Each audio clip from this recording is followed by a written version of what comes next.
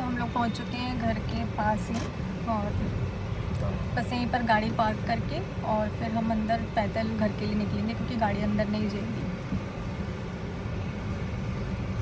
ये इसको ये स्विफ्ट के बाजू में जगह है क्या? तो देखना यहाँ ऐसे में लगा ले, यहीं लगा ले, यहीं लगा ले, यहीं लगा ले, ये सब ब्रेजा के पीछे लगा ले। हाँ ऐसे ही लगा ले, ठीक है ना? तो अभिषेक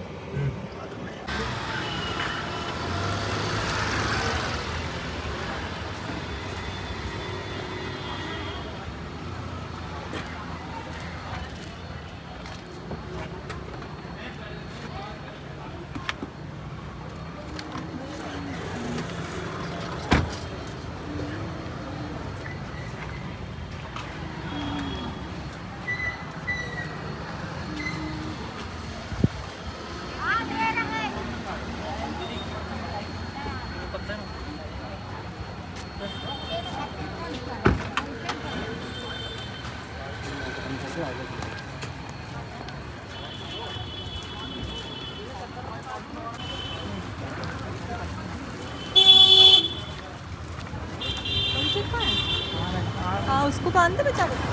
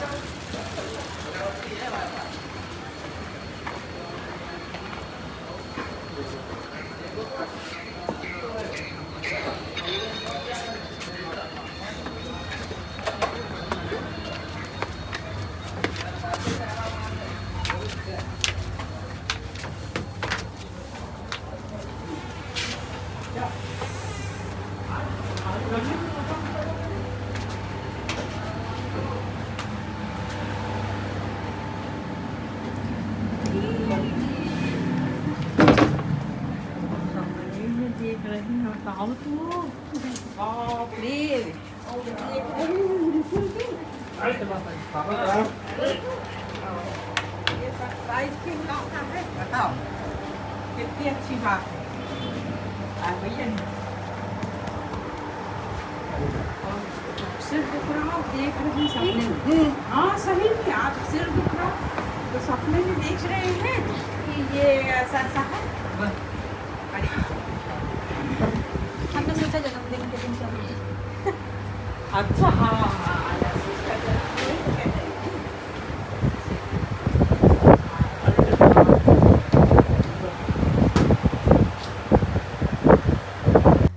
मम्मी पापा से मिलके मैं सीधे किचन में आई क्योंकि मम्मी को ऐसा लग रहा था कि धूप से आए हैं, बाहर से आए हैं, तो कुछ ठंडा पिला देते हैं जल्दी से। वो समय याद आ गया जब मम्मी और मैं साथ में किचन में काम किया करते थे।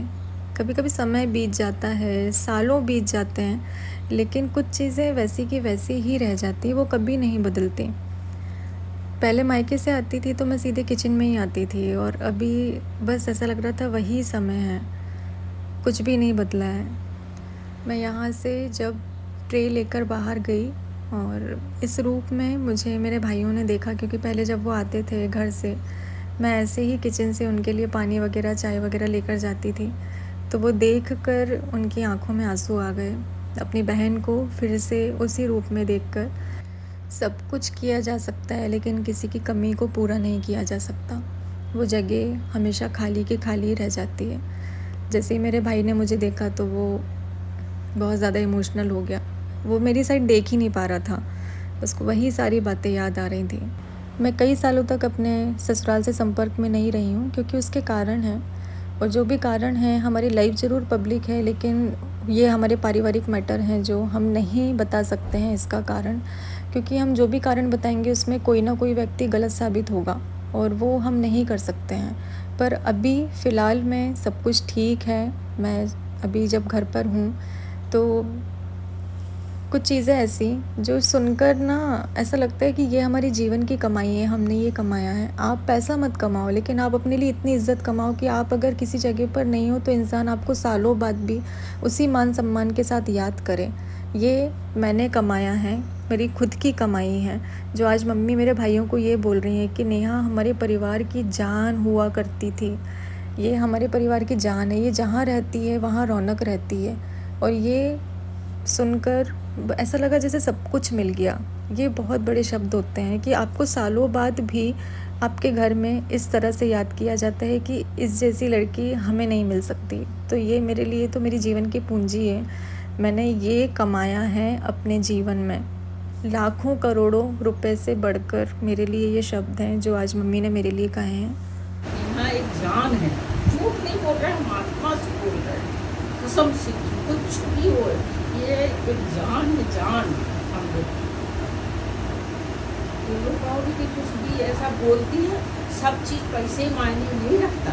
एक व्यवहार, एक इज्जत और हर चीज़ देखते हैं। जैसी लड़की करती है लाख तुम मत दे। पापा यहाँ पर पूछ रहे हैं कि ताशी का एडमिशन किस स्कूल में करवाया। और जैसे ही मैंने पापा को बताया कि पापा मैंने सबसे अच्छे स्कूल में ताशी का एडमिशन कराया है, इतने खुश हो रहे थे पापा सारी चीज़ों को सुनकर। अभी जब वेकेशंस होंगी ताशी के, तब मम्मी पापा उसके पास रहने के लिए आएंगे, क्योंकि वो भी इन चीज़ों को समझते हैं कि मैं ताशी को यहाँ नहीं ला सकती हूँ, ना ही वो इस चीज़ के लिए फ़ोर्स करते हैं। वो खुद आएंगे ताशी के पास रहने के लिए, क्योंकि कुछ चीज़ें ऐसी हैं जो मैं जानती हूँ, मैं उसकी माँ हूँ, तो मुझे पता है कि उसके लिए क्या बेहतर है। इसलिए मैं उसको लेकर यहाँ पर नहीं आती हूँ। और इस चीज़ को मम्मी पापा बहुत बेहतर तरीके से समझते हैं कि इसका कारण क्या है। और वो जल्दी ही ताशी के पास आएंगे। यहाँ बैठकर बस सारी चीज़ों को देखकर ही ऐसा सुकून मिल रहा था ना, जिसको शब्दों में नहीं बोला जा सकता है, मैं बोलकर नहीं बता सकती हूँ। यहाँ पर हमारी सास बहू की कुछ पर्सनल बातें, जो हम काफ़ी टाइम बाद जब मिलते हैं तो कुछ कुछ चीज़ें ऐसी याद आती हैं ना, और बातें ख़त्म ही नहीं होती हैं। जब हम आमने सामने होते हैं ना तो हमारी बातें ख़त्म नहीं होती हैं। ऐसा लगता है कि ये भी बातें कर लें, वो भी बातें कर लें, ऐसा हुआ था, वैसा हुआ था। और बस अभी यहाँ से हम लोग जाएंगे ऊपर रूम में, और रूम में जाने के बाद तो मेरा वहाँ से उतरने का मन नहीं कर रहा था। इतना सुकून मुझे मेरे कमरे में मिला। पिछली बार मैं ज़्यादा टाइम वहाँ बैठ नहीं पाई थी, पर अभी मैं बैठ कर आई हूँ। पापा की जितनी भी मनपसंद मिठाइयाँ थी ना, मैं वो लेकर आई थी कि जो जो पापा को पसंद है। नीचे वाली भाई सब तुम ही लोग खा के जाओगे। हाँ, 4-20 थी। दिवाली का पापा यही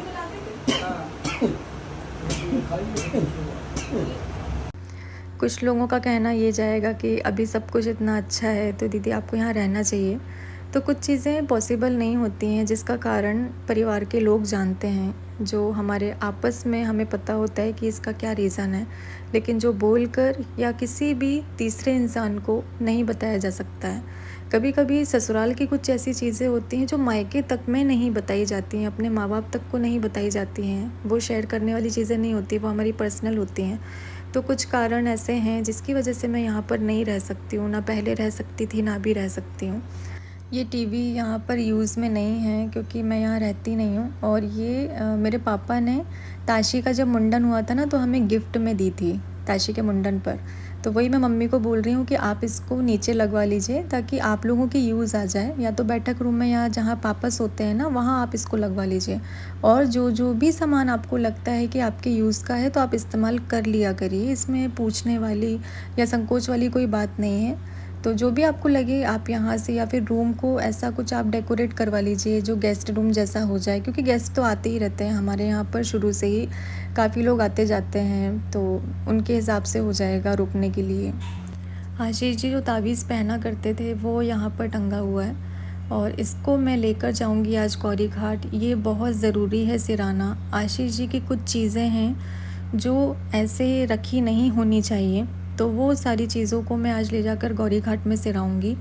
जो ज़रूरी काम है वो मैं करूंगी, क्योंकि उनको मुक्ति मिलना, उनको सुकून मिलना, उनकी आत्मा को शांति मिलना बहुत ज़्यादा ज़रूरी है। अगर उनका ऐसा सामान जो वो पहन चुके हैं और जिसमें उनकी जान हुआ करती थी, उसको इस तरह से इधर उधर रखने से उनको दुख होगा, उनको तकलीफ़ होगी।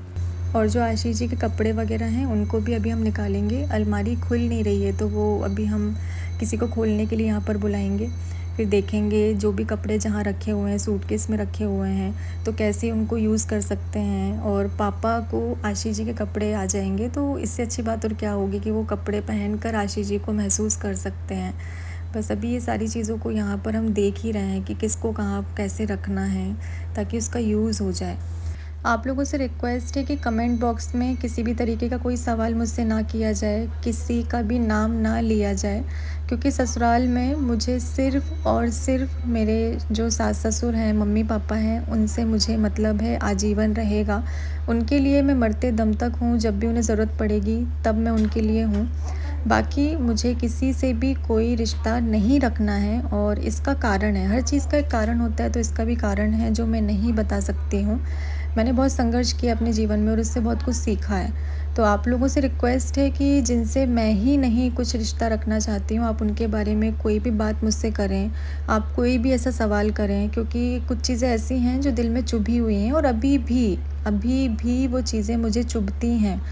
तो सिर्फ़ और सिर्फ मम्मी पापा हैं जो पूरे ससुराल पक्ष में मेरे लिए हैं। यहाँ पर मेरे जो सामान हैं उसका डिस्कशन कर रहे हैं हम लोग कि मम्मी कह रही हैं कि तुम्हारे इतने सारे बर्तन वगैरह जो यूज़ भी नहीं किए हैं, पूरे पैक के पैक रखे हैं, गिफ्ट आइटम है इतने सारे, तो उनका क्या करना है, कैसे क्या करेंगे उसका।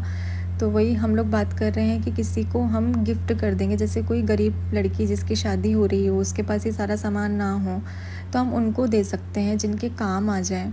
तो वही हम लोग यहाँ पर मम्मी को मैं बोल रही हूँ कि मम्मी आपको ऐसा जो भी लगे तो आपको मुझसे पूछने की ज़रूरत नहीं है, आप सीधे इन सामान का यूज़ कर सकते हो, आप इसको दान में दे सकते हो या फिर आपको यूज़ करना है तो आप यूज़ कर लीजिए। यहाँ पर हम जिस तरीके से बातें कर रहे हैं, पहले भी हम रूम में मम्मी आती थी तो ऐसे ही बातें करते थे।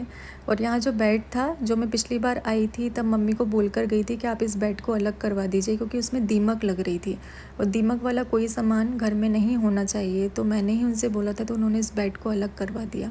मम्मी और हम ऐसे खड़े होकर बातें करते रहते थे तो बोलते थे स्वामी, मैं आशीष जी को स्वामी बोलती थी कि बेड पर लेटे रहते थे कि खड़े क्यों हो, बैठ जाओ, क्योंकि तुम लोगों की बातें तो कभी ख़त्म नहीं होंगी। कुछ चीज़ें हमेशा याद रह जाती हैं, कुछ शब्द हमेशा याद रह जाते हैं।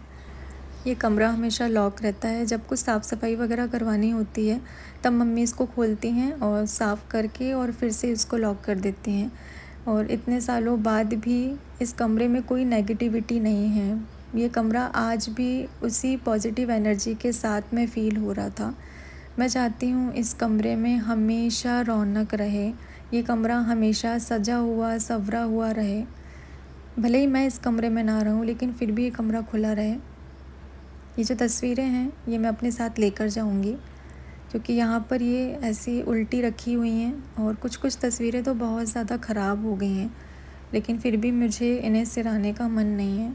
मेरे जो ज़रूरी डॉक्यूमेंट हैं वो यहाँ पर रखे हुए हैं, तो वो जो कुछ ज़रूरी चीज़ें हैं मैं यहाँ से लेकर जाऊँगी और कमरे को कुछ ऐसा अरेंज करेंगे ना ताकि ये थोड़ा खुला रहे और इसमें लोग आते जाते रहें, ताकि इसमें रौनक हमेशा ऐसे बनी रहेगी।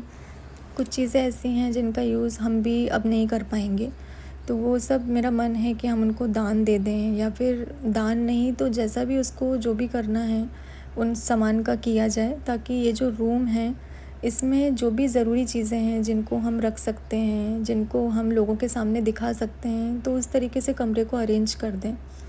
ये जितने बॉक्सेस दिख रहे हैं ना आपको, उनके सबके अंदर बेडशीट रखी हुई हैं, क्योंकि मुझे ना ऐसे नई बेडशीट लगाकर और रूम को सजा के रखने का बहुत शौक़ था, तो मैंने बहुत सारी बेडशीट अपने लिए ले रखी थी।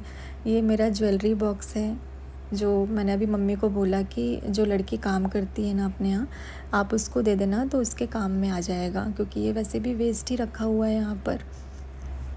ये जो विंडो कूलर है ये हम लोगों ने लगवाया हुआ था और जो अभी भी वैसा का वैसे ही है और चलता भी है।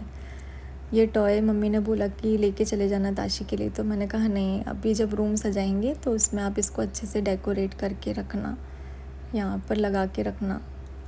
कुछ चीज़ें ना कुछ पर्टिकुलर जगह के लिए ही होती हैं कि ये चीज़ यहीं के लिए है और यहीं रहनी चाहिए। ये इसके टॉय के नीचे जो बेडशीट वगैरह रखी हुई हैं, ये मम्मी कह रही हैं कि इनका अगर तुम्हें यूज़ हो, तो वही मम्मी को मैं बता रही हूँ कि मम्मी मुझे प्रमोशन की इतनी बेडशीट वगैरह आ जाती हैं कि मैं उनका ही यूज़ नहीं कर पाती हूँ, तो इनको आप यूज़ करिए, ये यहाँ पर यूज़ हो जाएंगी।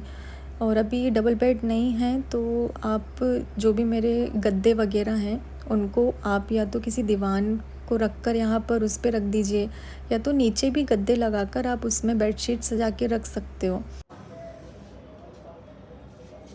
पिछली बार आई थी तो रूम में ज़्यादा टाइम रुक नहीं पाई थी, तो अभी थोड़ी देर मेरा पर्सनल टाइम, मैं थोड़ा देर यहाँ पर सुकून से बैठूँगी बस अकेले।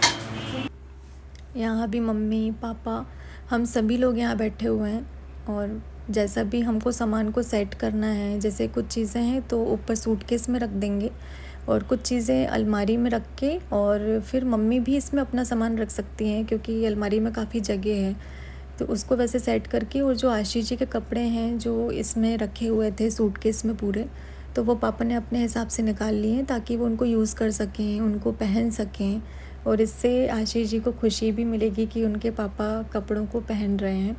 और वही सारे जो कपड़े हमने निकाले, तो हर एक कपड़े में एक याद छुपी हुई है, वो सारी यादें हमें याद आ रही थी, वही हम लोग आपस में बात कर रहे थे। कुछ शर्टें ऐसी हैं जिस पर पान के दाग लगे हुए थे, और किस तरीके से ऐसे आस्तीन में पान के दाग लग जाते थे ना, तो आशीष जी आस्तीन फ़ोल्ड करके जब आते थे घर, तो मैं समझ जाती थी कि आपने इस शर्ट को गंदा कर दिया है ना।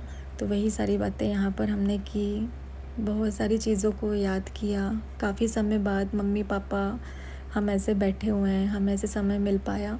जो साड़ियाँ मुझे आशीष जी ने गिफ्ट दी थी, जो उनकी फेवरेट साड़ियाँ थी, वो सब कुछ मैं यहाँ पर देख रही हूँ, सारी चीज़ें याद कर रही हूँ। पापा कह रहे हैं कि इनको यहाँ छोड़कर क्यों जा रही हो, कम से कम ये साड़ियाँ तुम्हारे पास रहेंगी तो किसी मौके पर पहनोगी। तो मैं अपनी चूड़ियों को ना ऐसे हैंगर में रखती थी, क्योंकि मुझे चूड़ियाँ पहनने का इतना ज़्यादा शौक़ था ना कि 2 दर्जन 3 दर्जन चूड़ी तो मेरे को पता ही नहीं चलती थी। तो दर्जनों से चूड़ियाँ मैं कहाँ कैसे कितने बॉक्सों में रखूँ, तो मैं हैंगर में टांग कर यहाँ पर रखती थी, और जैसा मुझे फिर लगता था मैं वैसे वैसे यूज़ कर लेती थी। आप लोग भी शायद ऐसे रखते हो मेरी तरह। तो ये पूरे हैंगर भरे हुए आज भी अलमारी में रखे हुए हैं, और मम्मी से मैं यही बोल रही हूँ कि मम्मी इन हैंगरों का हम क्या करेंगे, हम इनको किसी को दे देते हैं, कम से कम ये चूड़ियाँ कोई पहन पाएगा। और मम्मी का मन नहीं कर रहा है, मम्मी कह रही हैं कि मैं चाहती हूँ ना कि ये चूड़ियाँ तुम ही पहनो, ये तुम्हारी चूड़ियाँ हैं तो इनको तुम ही पहनो। अलमारी में ही मेरी सबसे कीमती चीज़ रखी हुई थी, वो है सिंदूरदानी। कहा जाता है कि सिंदूरदानी का सिंदूर कभी ख़त्म नहीं होना चाहिए, तो ये पूरा भरा हुआ था, और इसको मैंने लॉकर में रख दिया। इससे कीमती चीज़ और क्या ही हो सकती है। मेरी हिम्मत नहीं है कि इसको मैं कहीं और रख पाऊँ, पर मैं एक कामना यहाँ पर सिंदूरदानी को अपने हाथ में लेकर ज़रूर करती हूँ कि किसी भी औरत का सिंदूर इस तरह से लॉकर में ना रखा है। वो हमेशा जहाँ पर वो श्रृंगार करती है वहाँ पर रखा रहे, और उसकी सिंदूरदानी हमेशा भरी रहे, हमेशा। आशीष जी के तावीज़ को यहाँ से लेकर जाऊँगी सिराने के लिए। इस कमरे की सारी यादों को फिर से एक बार समेट कर, फिर से उन सारी चीज़ों को अपने आँखों में लिए, क्योंकि मैं शब्दों में बयां करके तो शायद ख़ुद को भी नहीं बता पाऊँगी कि ये जगह मेरे लिए कितनी मायने रखती है। और जब मैं इसकी इस तरह से लाइटें बंद करती हूँ और ये दरवाज़ा बंद करती हूँ ना, तो भगवान ये दिन तो किसी को भी ना दिखाए, किसी को भी नहीं। मम्मी का आशीर्वाद लेकर फिर से यहाँ से जाते हुए, क्योंकि अभी हमें गौरी घाट भी जाना है, वो वहाँ आरती वगैरह की भी तैयारी करवानी है। मम्मी के जो 100 रुपये होते हैं ना, वो लाखों रुपयों से ज़्यादा बड़े होते हैं जो हमको ऐसे मिलते हैं हाथ में खर्चे के लिए। ईश्वर का आशीर्वाद यहाँ पर लिया मैंने, क्योंकि यहाँ पर मैंने घंटों पूजा की है। ये जगह मेरी सुकून की जगह रही है। और ईश्वर, आप बस सभी लोगों का ध्यान रखिएगा, यही कामना मैं करती हूँ। सभी के घर को भरा पूरा रखिएगा और अपना आशीर्वाद हमेशा सभी पर बनाए रखिएगा। और मम्मी कह रही है यहाँ पर जो नारियल सिराने का है, ये हमें सिराने जाना था, लेकिन तुम जा ही रही हो गौरी घाट, तो इसको भी सिरा देना। हमारा अगर पॉसिबल हो पाता तो हम ज़रूर से साथ में चलते, पर हम साथ में नहीं जा पा रहे हैं। मम्मी पापा हमें जहाँ हमारी गाड़ी खड़ी हुई थी वहाँ तक छोड़ने के लिए साथ में गए हुए थे। जबलपुर की रोड मुझे ज़्यादा याद नहीं है, क्योंकि मैं कभी भी अकेले घर से बाहर नहीं निकली हूँ इतने सालों में भी। अगर मुझे कहीं भी जाना होता था तो मम्मी को साथ में लेकर जाती थी, या तो स्वामी रहते थे। मम्मी अगर बोलती भी थी ना कि यहाँ तक चली जाओ, तो भी मैं घर से बाहर कभी अकेले नहीं गई हूँ। हमेशा कोई ना कोई साथ रहा है। बल्कि कोई ऐसा मौका पड़ता था और मम्मी बोलती थी यहाँ पर तुम चली जाओ, तो भी मैं नहीं जाती थी कि नहीं मम्मी आप साथ चलो, मैं आपके साथ ही जाऊँगी। तो हमेशा मम्मी के साथ ही मैं अधिकतर घर से बाहर निकली हूँ, ऐसे कभी नहीं निकली घर से बाहर। यहाँ पर दुर्गा जी बैठती हैं और आशीष जी समिति में शामिल रहे हैं, तो हम लोग आते थे आरती में शामिल होने के लिए यहाँ पर। तो यहाँ से भी बहुत सारी यादें हमारी जुड़ी हुई हैं। हर एक जगह से, जबलपुर की हर एक जगह से कोई ना कोई याद जुड़ी हुई है। आज आशीष जी का जन्मदिन है और मम्मी पापा का आशीर्वाद लेने के लिए मैं इसीलिए आई, ताकि उनको भी ऐसा लगे जैसे उनका बेटा उनके पास में है। कुछ समय के लिए परिस्थितियाँ बिल्कुल भी ठीक नहीं थी, विपरीत थी, जो भी कारण रहे हैं, पर अगर अभी मैं ऐसा कर सकती हूँ तो मुझे ऐसा लगा कि मुझे आना चाहिए। और मैं दिल से चाहूँगी कि मम्मी पापा पर कोई भी ऐसी तकलीफ़ ना आए, क्योंकि उन्होंने भी अपना बेटा खोया है और इस दर्द को मैं बहुत अच्छे तरीके से समझती हूँ, क्योंकि अगर मैंने खोया है तो उन्होंने भी खोया है। तो ईश्वर उन पर कोई भी ऐसी विपत्ति ना लाए, लेकिन अगर ऐसा कुछ होता है तो मैं हूँ उनके साथ हमेशा। मैं अपनी ज़िंदगी में कितना भी आगे बढ़ जाऊँगी ना, पर कुछ रिश्ते ऐसे होते हैं जो कभी नहीं छूटते हैं। कुछ बंधन ऐसे होते हैं जो हमेशा हमसे बंधे हुए होते हैं। और आगे बढ़ने का मतलब ये नहीं होता है कि आप उन पिछले रिश्तों को पूरी तरीके से ख़त्म कर दें, तोड़ दें या उनका साथ छोड़ दें। आप उनको साथ लेकर भी आगे बढ़ सकते हैं। ये मम्मी पापा का बेस्ट सरप्राइज़ था उनके लिए। तो मैं चाहती हूँ कि ये रौनक जो उनके चेहरे पर है वो हमेशा ऐसी ही बनी रहे। ईश्वर से हम यही कामना करते हैं और इसी कामना के साथ में हम यहाँ से विदा लेते हैं, क्योंकि हमें यहाँ से जाना है। आशीष जी के लिए जो हमने सोच रखा है वो उनके लिए करना है गौरी घाट में, क्योंकि गौरी घाट उनका पसंदीदा सुकून वाला स्थान है और मैं चाहती हूँ कि उनका बर्थडे सेलिब्रेशन हम वहीं पर करें और कुछ हमारे तरीके से करें।